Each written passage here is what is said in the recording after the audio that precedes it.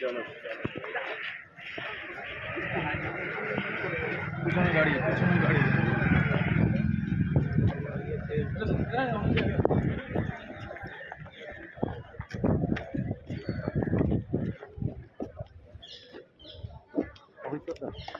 দাঁড়া দাঁড়া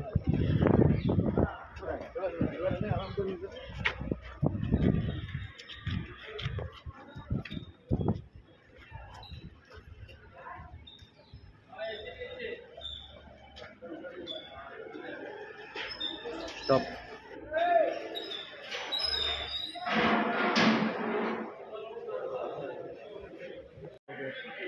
कैसा महसूस कर रहे हैं ये सब महसूस क्या करेंगे, भगवान की जो भी हुआ फैसला सही हुआ उसको हम सहमत। ये कब हुआ था हादसा? ये काम जी कब हुआ? घटना कब हुआ था? घटना हुआ तो 2022 में हुआ, जनवरी 18 तारीख को, दिन मंगल को। आपके सामने हुआ? जी मेरे सामने हुआ। वो बाहर निकले, साथ साथ हम भी निकले, हम दरवाजा पर खड़े रहे, वैसे वहाँ हो गया इतना भी बस पेट्रोल को एक सिलर मारा पीछे से, और उसके बाद फिर गिरा के और बैठ गया सीना पर और उसके बाद वो जो जिनका इंतकाल हुआ था वो कौन हुआ? लड़का। आपका नाम क्या है? आपका नाम? ये आपका नाम? मेरा नाम माजरी खातून। গত 18/1/2022 সকাল 10টার সময় মায়ের সামনে ছেলেকে পেটে চাকু মারে এবং তারপর ধারালো অস্ত্র দিয়ে গলা কাটে।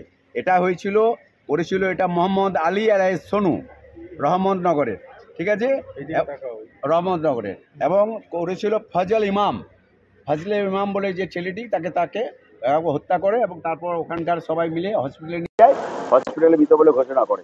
এবং এইটা ফার্স্ট সঞ্জীব আম্বাস্তা সাহেব 22 জন সাক্ষী শুনে তারপর তাকে 22 জন সাক্ষী ছিলেন, গতকাল তাকে কনভিক্টেড করেছেন 302-এ। আজকে ওনাকে সাজা ঘোষণা করা হলো 302 এবং 324-এ সাজা ঘোষণা করে এবং তাকে যাবজ্জীবন এবং 1 বছর জেল দিয়েছেন।